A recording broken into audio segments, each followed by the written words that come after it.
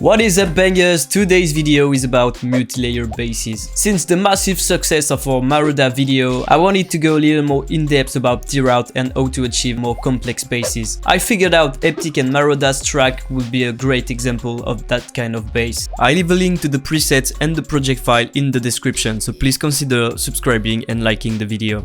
Also, check our website because when you buy any of our project files, you get a super dope promo on our sample pack, and there's a bunch of cool stuff in it to level up your productions. Enough blah blah, let's jump into Ableton. Alright, here we are in Ableton, and first let's listen to the remake. Turn down the volume a bit if you don't want your eardrums to bleed.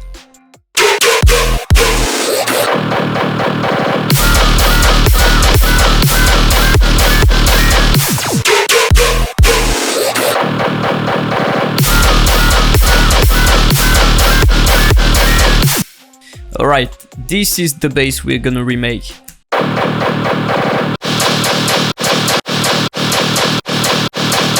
It's decomposed in 3 parts. First, the transient. Then we have the low mid body. And then we have a kind of mid high frequency layer to fill in the space. Once you understand how to correctly decompose your sound, you're gonna be way more efficient when sound designing. Alright, let's first look at the transient part, which sounds like this. It's pretty straightforward. It's just hi-hat with some disperser to enhance the high ends and EQing to only keep the high ends. Then on top of that, we've added a gunshot layer, which sounds like this. Some frequency shifting to make sure it's on tune, and again EQing to only keep the frequency we want. Let's move on to the low body part, which sounds like this. The first patch is the combination of G60 noise with the digital GS-Xilo wavetable. Both their levels are automated by LFO1 and LFO6, like so, to give it that kind of pluckiness.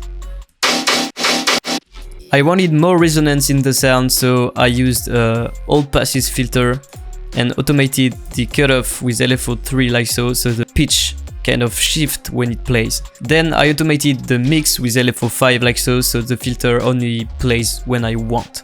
And when we turn down all the effects, it sounds like this. For the FX section, I added hyper, so it's a little more wide. Phaser to give it extra resonance. You can mess around with the frequency and the depth, it will change a bit the tone. Then I added distortion. It's really subtle, but it's adding extra harmonics. Then for extra resonance, I added a Combs filter. I then compressed everything together and used the EQ as a filter to have a little more control over my sound. That's pretty much it for the first patch.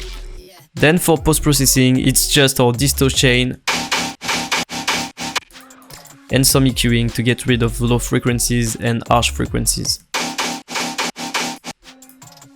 The second preset is again a G60 noise playing together with the default saw wave in Serum. The levels are both automated by LFO1 and everything goes through a high notch filter, which is automated by LFO1 also to give it extra movement.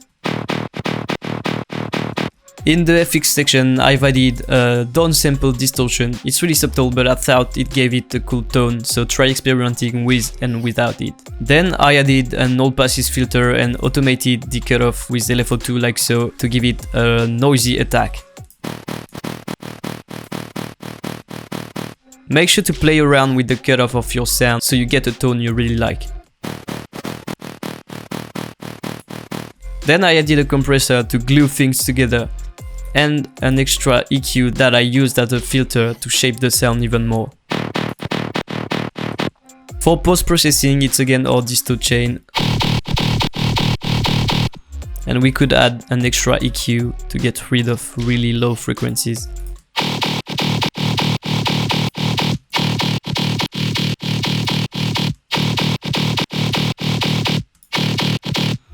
That's pretty much it for the low body part, which sounds now like this. Moving on to the mid and high frequency range, we just use a tonal sample. In this case, it's a snare from our sample pack. We just pitch it up to match the pitch of our bass and it sounds like this. Then post-processing is pretty simple, it's a convolution reverb. To space it a bit, you can achieve a similar result with cabinet and a really short reverb in Ableton. But I prefer the convolution reverb. Then it's all about getting rid of harsh frequencies and only keeping the frequencies you want. Obviously you can use almost any tonal sample. Let's try some more. We'll just pick up tonal sample from our sample pack. Let's say this one. This one can work.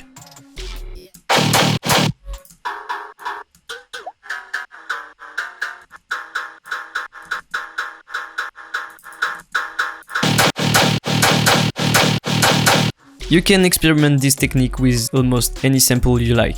Now that all our layers are ready, we still need to process them together so it sounds like one sound. So first I added a disperser to enhance the high transient. It's really subtle, you're not obliged to put it. Then I wanted to compress the shit out of it, so I added an OTT.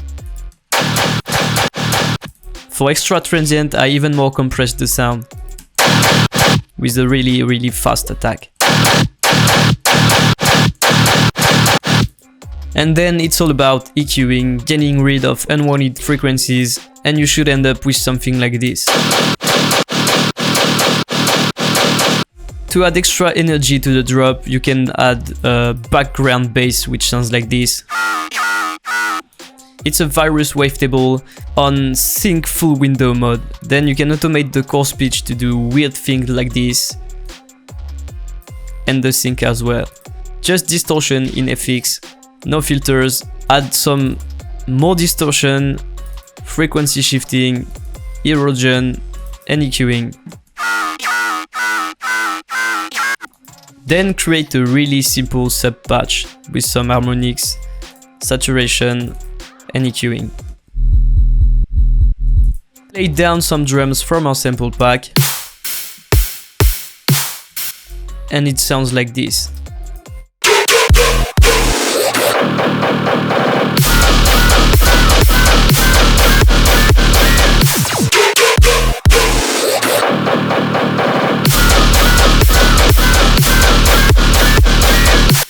It's not 100% accurate, but I think it's close enough so you understand how to create basses like that with your own twist. I guess that's it for today's video. The only thing you should remember is decomposing your sound when sound designing, because it's gonna make your process so much easier. If you want to take your music productions to the next level, make sure to check our sample pack and our shop section where you can find a lot of resources. Also, make sure to check our roadmap if you want to know more about the NFT side of our project. I invite you to join our Discord and Instagram, since it's a great way for you to get in touch with us and get feedbacks on your productions. Thanks for watching and see you in the next video.